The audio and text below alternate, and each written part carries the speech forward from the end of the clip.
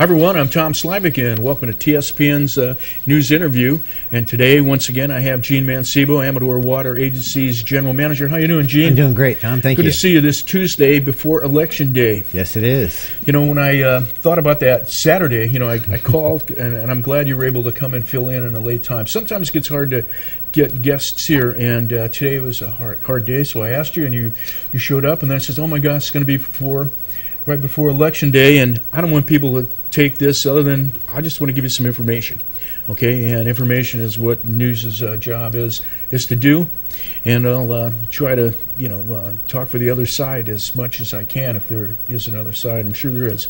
AWA, it's a pretty controversial place. I mean, you know, you've got a tough seat. Let me say this so you don't have to say this, but it's quite controversial, and sometimes I feel it's kind of unwieldy.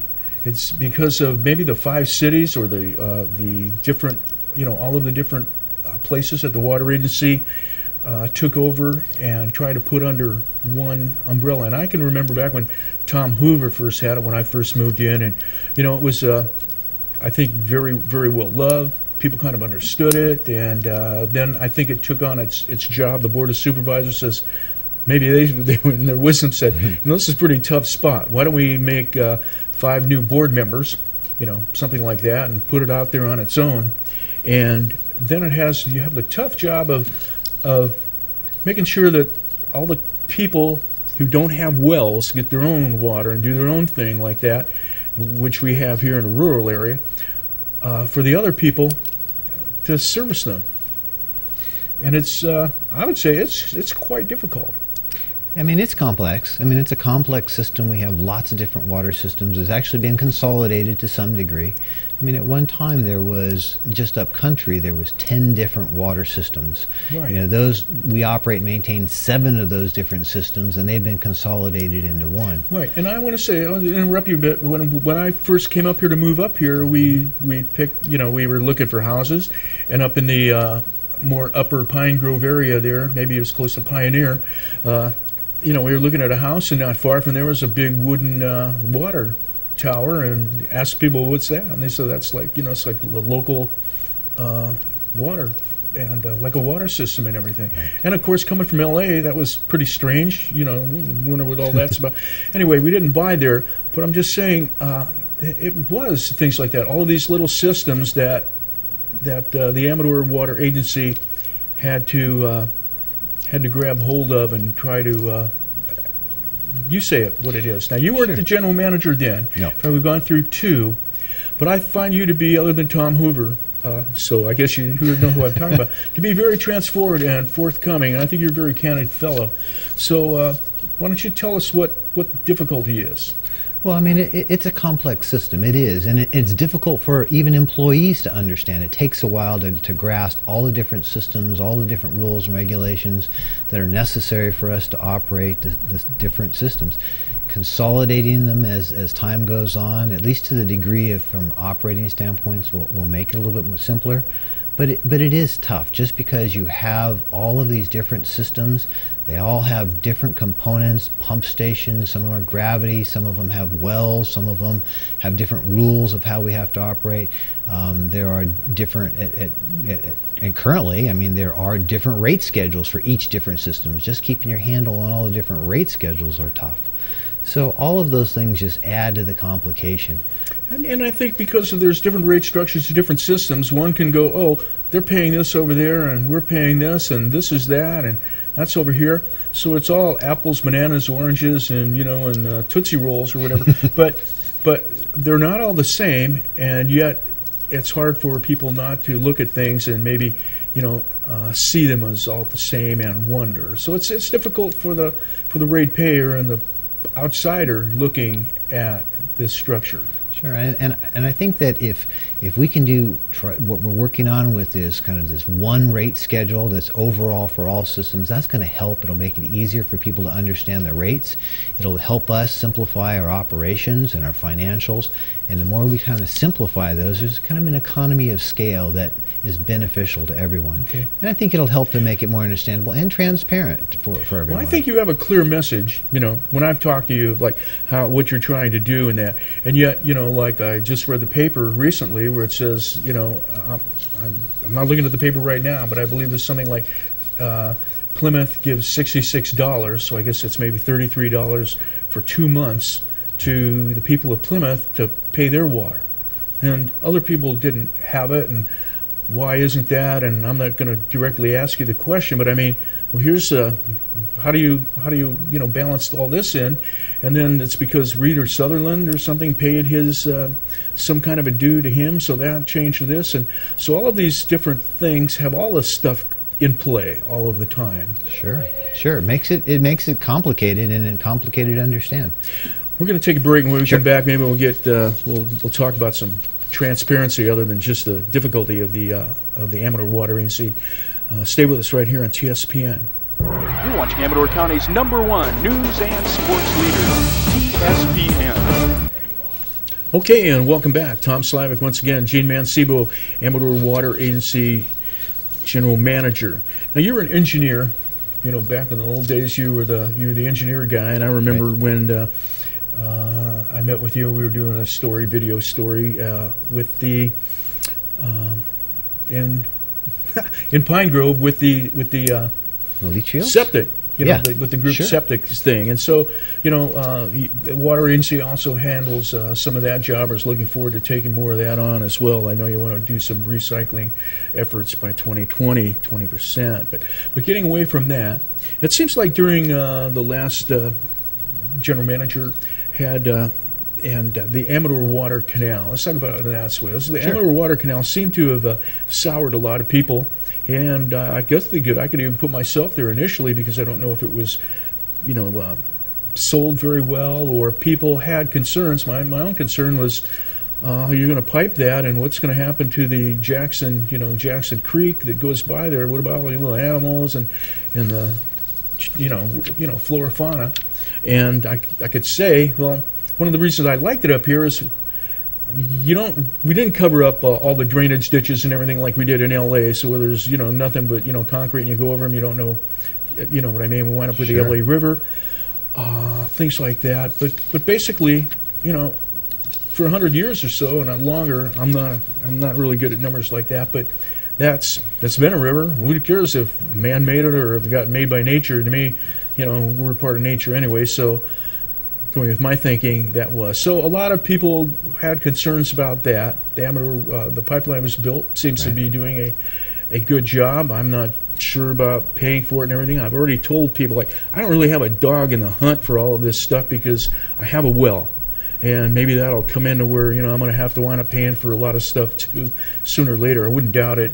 Government makes everybody pay for stuff sooner or later, it seems like. But anyway, getting back, so we had that, and we also have now, trying to do things, I think, at that time as well. And I'm going to put this forward again, water is a thing to control. If you can control water, you can control growth. Right. And so sometimes it seems like there's alliances somehow that come together to make it difficult for people that maybe want some growth, a little growth, or just be able to, grow that day by drinking some water. So with all that in mind, what do you think? You think your outfit's pretty transparent? Well, I think we are. Everything is out in the open. Our board meetings are wide open. Our meetings are open. Data is available for people to request unless it's protected by law. That information is out there for people to see. Looking at the Amador Canal back then, we were losing almost half of the water that we put into it. If we didn't put it into a pipe, we wouldn't have water for someone who wants to build a home here. There's a lot of people that want their kids and their grandkids to live here. Without that, we wouldn't be able to provide that water. We're faced in a kind of a similar situation with just trying for our infrastructure. If we don't keep making it efficient... Okay, we don't have a lot of time, and I understand what you're saying, but I'd just like to go on a few things. Yeah. Now, the GSL, right. A lot of contention. Sure. If the GSL isn't built, something has to be built, correct or incorrect? If we don't build it, then we just live with what we have, and it's breaking down. We're going to expect to see some long-term outages if, by two independent engineers that have looked at it and they've said we've got. People say, hey, you're just trying to scare us. Well, I mean, we see it happening. We see it break down. 40 times a year, if not more, we have failures of that system, and sometimes we're dangerously close to running out of water. It's a reality. We're seeing it happen more frequently. They don't last forever, and we've got to have to replace it at some point. People that have wells, like myself, I've had a well redug during drought. That was like $10,000, redo. Sure. Pump went out one time, and we had to replace the pump. It was quite costly. They have to come out with a big rig. It takes days. It doesn't necessarily take days, but it can take a long time for them to be able to position the rig, be able to pull the thing out, work on it, and things like that. So, we're not left without costs. People without, actually, our costs might even be more. Sure. I think what I like about it is I don't have all the headaches of the politics. But you have to look at the water quality and supply and the reliability. Those are issues that people deal with wells. And it's in this country, or county, in this part of the foothills, we sometimes see people that aren't able to get water. I'm going to have to tell you, I don't really drink our water. I use it for everything else and stuff, and it's fine. Sometimes I drink, don't get me wrong. I use it for tea and things like that, but if I just want a glass of water, I use bottled water. Right. Okay, because iron, where we live, it's hard to get that taste out without spending a lot more money. So, I mean, really, you can't do anything almost, without, spending money. And this isn't to try to get people to spend money. It's just trying to say that system, it's got to be breaking down, Gene. It's past its lifetime. Right. I mean, we're faced with that now. We just have a great opportunity with some federal funds that pay for 40% of a gravity pipeline, which will save money over time. Over the years, it's millions of dollars that could be saved for the public. So, we think this is a much better way to go than to try to replace something that's there. We have to replace facilities all the time. They get to a point where you just absolutely have to replace them. We're going to have to do something. I brought this before, but it seems to me like in a time when it would seem that the allies of the adversaries of water, to me, or having a lot of water, if however we look at it, in their point of view, I'm not sure, but it's a green thing, and so it's actually, it seems like it's a thing that's on their side. I don't want to put people in a bag and say where they're at or where they're not, but this isn't going to cost. Electrical use is going to come way down when you're using gravity. I mean, it's not wind, it's not solar, it's gravity. Right.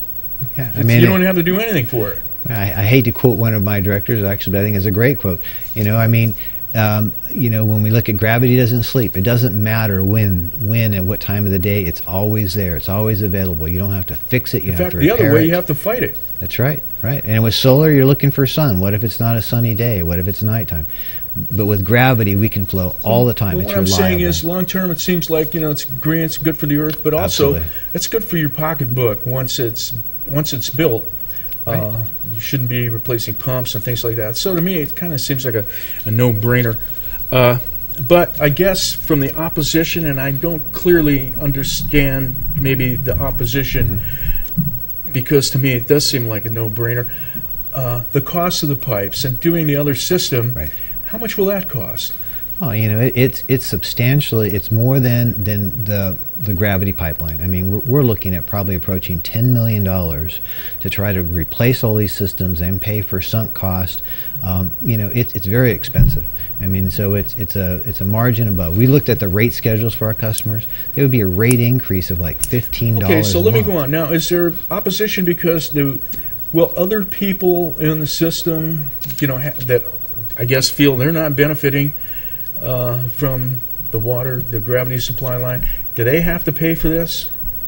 Well, I mean, we certainly, there are people out there that have lots that would like to get water someday, as far as we know, that they're likely, and I think we want to have a system so that when they're ready to provide and want water for a home or other businesses, they will have the water to supply them, they will have the infrastructure there. Okay, but I think I was trying to say, will people that maybe, live in Ione or live down here in Jackson or like me, am I going to be paying for the GSL? No, we would specifically look at the area that benefits from it, the upcountry area, that area that gets the water supply now, not down in Plymouth or Sutter Creek or Jackson. That's a different water system, and they clearly would not be part of the cost associated with this project. Okay, now we're running out of time, and a lot of this goes off and branches off to another benefit, fire. But I Sure. just don't want to get there because that's another issue. Why don't you just look at it as a, for, you know, you live in the upcountry, you live where the GSL would work, you want water. Does this seem like a cost, you know, you say It's a benefit. It's a benefit to, you know, firemen need water, and granted, up country there's 544 hydrants, but there are a lot of homes that don't have fire hydrants. In those areas, you know, the firemen have to fill up tankers then Sure. to go fight fires for homes. Where are they going to get the water? We need to make sure that they've got that water available to fill those tankers up. So that's part of something the agency. But that's is actually secondary. responsible. It's secondary. I mean, drinking water is our primary goal, but we also have to be able to provide that water for firefighting purposes as well. So Okay, we look so at is both. providing water for firefighting services one of your missions as well? Absolutely. I mean, we need to have adequate water within our storage tanks and in the systems. I mean, that's a design standard for us today. It wasn't way back in the 60s and 70s when some of the facilities were constructed. Okay, Gene, we're going to have to leave it Okay. at that. And Hey. thanks for Bet. coming by. Thank you. And thanks for watching TSPN's news interview for today. We'll be back with the weather and more after this. You're watching Amador County's #1 news and sports leader, TSPN.